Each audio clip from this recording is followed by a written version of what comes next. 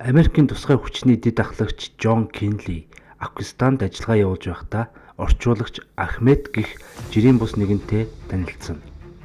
Ахмед бол ердийн орчуулагч биш. Тэр бол Талибаны талаар мэдээлэлтэй, хурц ухаантай, шийдэмгий, ямар ч хүнд нөхцөлд эрд зориг гаргаж чаддаг механикч залуу. Тэр яагаад Америкчуудтай хамтран ажиллах болов уу гэж хүүгийн талибанчууд алжсан юм. Анхны ажиллагаан дээрээ тэр багийнхаа дунд урагч байгааг илрүүлж 8 цэргийн амийг аварснаар бүх хүний итгэлийг хүлээж чаддаг.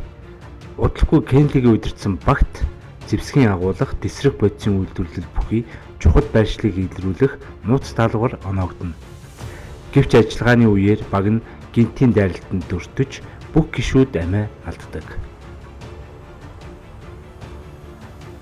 Жон Кенли хүнд шархагдсан байдалтайгаар олзлогдох шахах мөчөд түүний амийг нь өнөөх залуу аварна.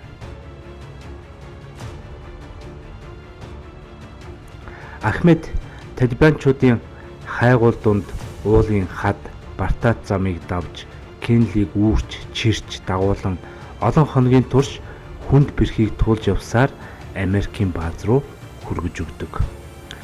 Тэр үйл явдал нь домог мэд тархаж талибанчууд тэднийг амьд барих хүнд өндөр шан харамж өгөхөө олон нийтэд зарласан байдаг. Цэргийн эмнэлэгт ухаан орсон Кенли гэртээ эргэж ирэхдээ сар гаруй хугацаа өнгөрснийг мэднэ. Харин Ахмед визээ авч чадаагүй, гэр бүлтэйгээ нуугдан амьд үйлсэн байдалд зүгтэж явна гэсэн мэдээг сонсдог. Жон энэ мэдээг сонсоод тэсч чаддаггүй. Түүнийг аврахын төлөө өөрийн амийг үл хайхран төрөөс ямар ч дэмжлэггүйгээр өөрийн мөнгөөр өөрийн эрсдлийг өрн дахин Афганистан руу зорьдог. Учир нь Кенли нэг зүйлийг ойлгосон байв.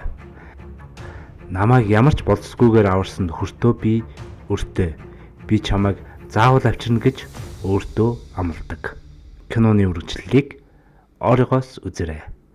Ондоорын багцаа аваад дата гараад дуртай газраасаа шууд үзэх боломжтой.